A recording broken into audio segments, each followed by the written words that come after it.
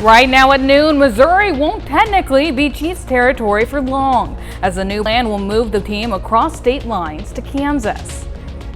And we've got those mostly cloudy skies out there, had that fog, getting warmer for sure across the region, maybe even flirting with some record highs. And look at your forecast coming up. Plus, the Missouri pageant queen finds a special way to give back to area children this holiday season. The 4 states' most watched news starts now. The Kansas City Chiefs are moving across the state line to Kansas. This is KOAM News at noon. I'm Samantha Walker. Kansas Governor Laura Kelly and the Kansas City Chiefs yesterday announced that an agreement has been reached to build a dome stadium and a mixed-use entertainment district in Kansas. KOAM's Ryan Blank has the details from Arrowhead Stadium. As Kansas Governor Laura Kelly said, Kansas is not a flyover state, it's a touchdown state. And Christmas has come early in the Sunflower State. After a 1.5-year long battle between Kansas and Missouri, the Chiefs and Governor Kelly announced their decision to leave Arrowhead Stadium and move across state line to build a brand new stadium. On Monday, the Kansas Legislative Coordinating Council unanimously approved the Star Bonds package following an executive session in Topeka. Back in April of 2024, Jackson County voters rejected a 40-year local sales tax extension to fund a new Royal Stadium and renovations to Arrowhead. After that 2024 vote, Kansas seized the opportunity and started forming a plan. That proposed and now approved plan is a private-public partnership that'll fund a $3 billion state-of-the-art domed stadium in Wyandotte County, scheduled to open at the start of the 2031 season. A new Chiefs headquarters and training facility will also be built in Olathe. An additional $1 billion will be invested in creating entertainment districts at both sites. Another potential positive for the state is that this project can help Kansas campaign for hosting big events like Final Fours, college football playoffs, and even Super Bowls. Arrowhead Stadium has been home to the Chiefs since 1972 and is a crown jewel of football's most recent dynasty. Now, for the second time in the last decade, Missouri is set to lose another NFL team. Reporting live in Kansas City for KOAM Sports, I'm Ryan Blank. Kansas Governor Kelly says the partnership will create over 20,000 construction jobs and bring $1 billion annual economic impact to Kansas without raising taxes or using current state funds. The new stadium will be in Wyandotte County.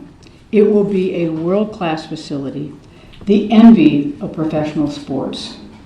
It will be surrounded by an entertainment district to beat all entertainment districts, hotels and restaurants and bars and more. Game day will be all day. The $4.4 billion deal includes a $3 billion price tag for the construction of the stadium. Missouri Governor Mike Kehoe reacting to the news yesterday. He posted to Facebook in part, quote, state leaders did our part in putting together an attractive and competitive package that was a good deal for Missouri taxpayers and for the Chiefs. You can read Governor Kehoe's full statement on our website, KOAMNewsNow.com. Now let's check in with Chris Warner for a look at the forecast. Yeah, we are going to start, of course, with our live look downtown Pittsburgh. We still have those mostly cloudy skies out there, which is the expectation as we head through the day. MoDOT camera 20th in range line, also mostly cloudy. If you look off in the distance, you can see a little bit of that haze. Still some of that patchy fog holding on across the area. Thankfully, not like what we saw this morning, but still. Take a look at numbers yesterday. Started 20 degrees above normal, made it up to 64. And we've got locations that are already beyond some of these numbers now. So that's what we talked about. We're going to be flirting with, if not potentially surpassing record highs over the next couple of days. And for some, that could start today because the record was 71 in 1982. Now that's for yesterday, of course. For today, a little different. But look at the numbers already. We're sitting at 68 in Joplin. Pittsburgh has vanished, but they're sitting at 65 degrees this afternoon. We do have slightly cooler swath right up into our northwestern counties. We get some upper 50s, Yates Center, Iola, Neodesha, Chanute. But then take a look. The further south and east you get, we've got low 70s already. The warm spot, Grove, at 72 degrees this afternoon. We are looking at eventually leveling out in the low 60s as we head through the evening. So again, once we hit about 8, 9 o'clock, whatever your temperature is, you should flatten out there. Gusty winds will continue. They're going to be pushing about 20. And late tonight, really after midnight, 1 a.m., we could see the return of some additional patchy fog heading into tomorrow morning. We're going to go over the details on that, plus our holiday forecast here in just a few more minutes. Samantha? Thanks, Chris. The holiday season often sees a spike in animal shelter visits, with people hoping to get their loved ones a new pet as a gift. While it may seem tempting to leave a cute puppy or kitten underneath the Christmas tree, experts recommend making sure the recipient will even enjoy the gift and going as far as having them pick out the pet in advance. Thinking about getting a gift of a pet for somebody, definitely want to make sure that the gift recipient wants a pet to begin with. So you don't want to give them a dog and they say, I absolutely do not want this. That doesn't work out. But definitely want to research breeds. Different breeds have different energy levels. Both the Nevada Animal Shelter and the Joplin Humane Society continue to offer meet and greets where anyone can check out the animals available for adoption before making any selections. Well, Miami Public Library is hosting a North Pole workshop where children can make different gifts to give to their parents. In the workshop, children can paint Christmas ornaments, make cards, or make Christmas decorations. Library staff wants to be there for the community by offering these workshops. In Joplin, Miss Heartland 2025 Tabitha McCart dropped off Christmas gifts for the Freeman pediatric patients. This is Tabitha's 8th annual Christmas drive, and this year is the biggest donation she's seen so far. But there's a special reason for delivering Christmas cheer to the PICU. Age 2, I was diagnosed with bronchiomalacia, which is a weak air wall in my lungs. I spent 6 months in a pediatric intensive care unit, so I know exactly how these kids feel in that bed, not having something to do. So each time I get to do this, it just fills my heart to give back to something I was a part of. Several businesses in Joplin, Webb City, and Carthage helped with the donations, as did her pageant sponsor, all the way from California. Well, coming up, Pittsburgh community members raise concerns about taxes and transparency, what the city wants residents to know. And later, we're making a no-fuss breakfast bake in the Mr. Food Test Kitchen.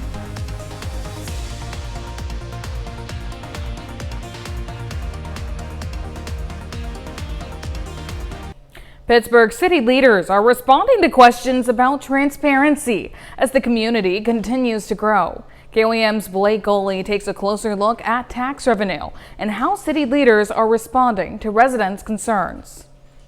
We acknowledge that life is extremely expensive right now across the country, across the world. It's no different than it is in Pittsburgh. Pittsburgh leaders say rising costs and increasing property values are driving new conversations about taxes and how decisions are shared with the public. Over the last 5 years, sales tax revenue in Pittsburgh consistently generated more money than property taxes. When I first got here 14 years ago, the valuation in this community was going down. Property taxes every year were worth less. Now we've finally gotten to a growth point where the valuation is going up. So the trick now is how far can we lower or moderate the property tax rate so we don't overburden the taxpayers. City leaders say growth is a positive sign, but acknowledge the added pressure to balance development without increasing the burden on residents.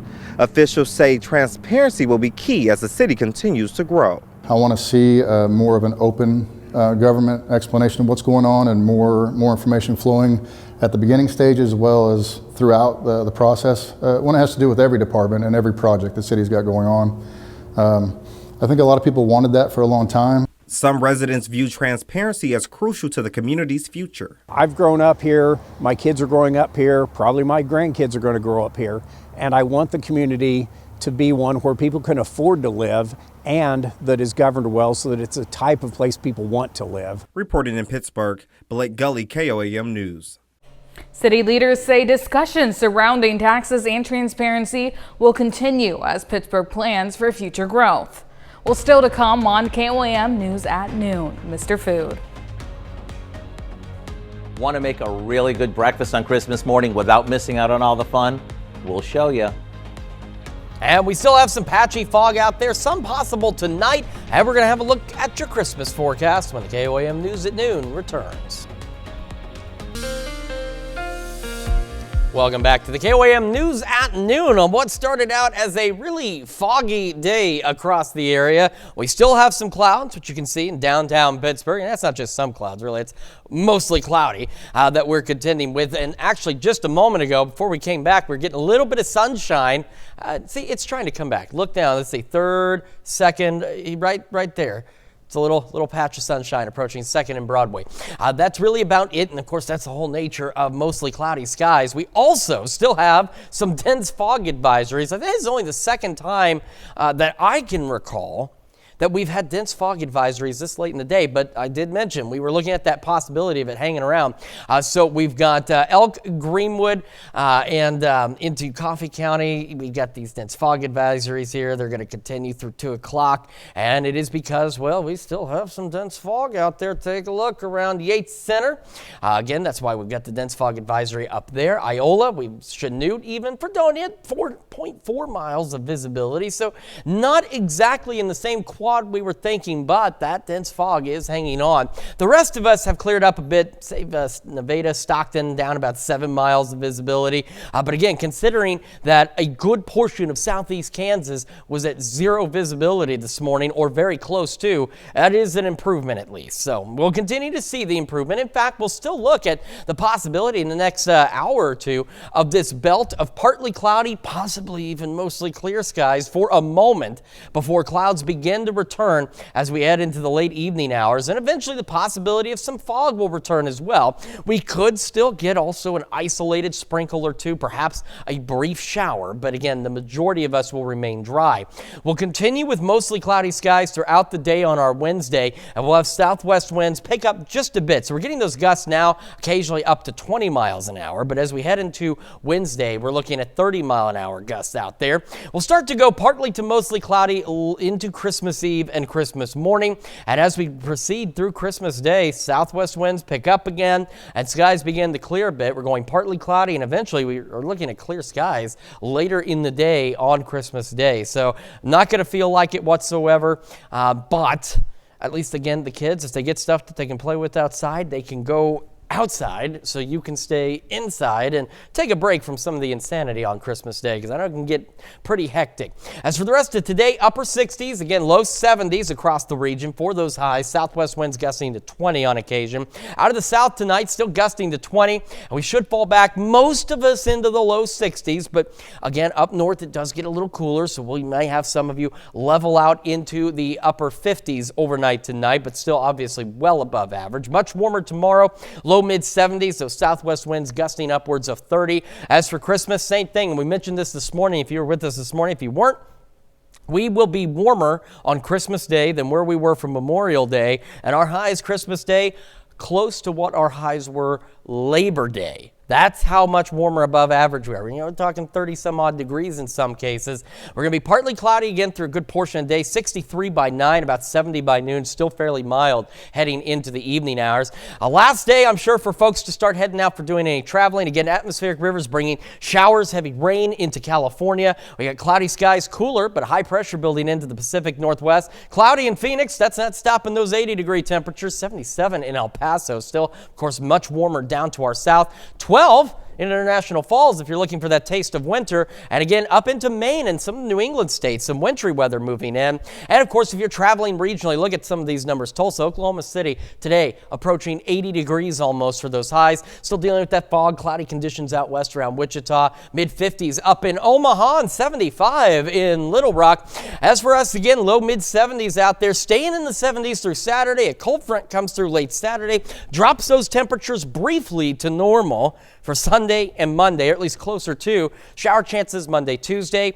And it's a brief cool down, as I mentioned. We'll start warming up again in the second half of next week. So we're not yet ready to reset these temperatures to normal, but it's bound to happen. Yeah, well, thanks, Chris. Stick around. We're making no fuss breakfast bake in the Mr. Food Test Kitchen. We'll be right back.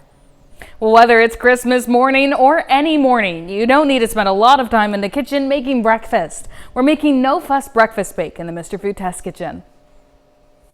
Christmas is just a couple days away, so now's the time to think about what to serve for Christmas breakfast. We know we want it to be easy because the last thing we want to do that day is make a big mess. That's why we came up with a dish where we throw everything together and come breakfast time, all we have to do is pop it in the oven. Let me show you. We cook some breakfast sausage in a skillet until it's no longer pink. After draining it, we spoon it over some frozen or refrigerated shredded hash browns and top that with cheddar cheese. We'll set that aside for a sec while we beat together some eggs, milk, and a few basic seasonings. Once it's all mixed, we pour it over everything. If we want, we could bake this off now and serve it right away. But let me tell you, it's a whole lot easier if we make it ahead and pop it in the fridge overnight. Then on Christmas morning, or any morning, all you need to do is bake it for a hearty all-in-one breakfast casserole. And each layer is better than the next. So to get a recipe for what we call no-fuss breakfast bake, go online now. It's just in time to start a new tradition where everyone, including you, can relax Christmas morning. I'm Howard in the Mr. Food Test Kitchen, where every day we're looking for an easier way for you to say, ooh, it's so good.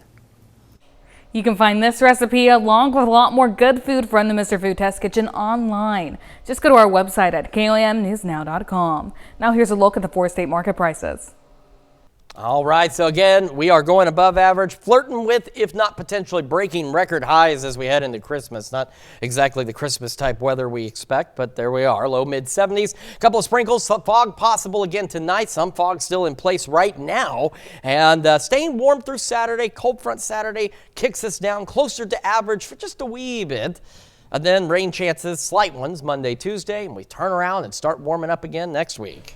Well, it certainly doesn't feel like Christmas. It certainly does not, but that's all right. Yeah, well, thanks, Chris. Well, coming up tonight at 5, the FDA has approved the first prescription pill for weight loss with the same medicine. As GLP-1 medications you inject into your body. About 1 in 8 Americans say they take a GLP-1 drug to lose weight, and these pills are likely to make the drugs even more popular. Plus, from KC-Mo to KCK, the Kansas City Chiefs are moving across state lines. We have reaction from fans. And Neosho Senior Center is getting a fresh update to extend its longevity and make it more comfortable for seniors. Join us for those stories and more on KOM News at 5. Well, that's the news for now. Thank you for joining us for KOM News at noon. Have a great afternoon.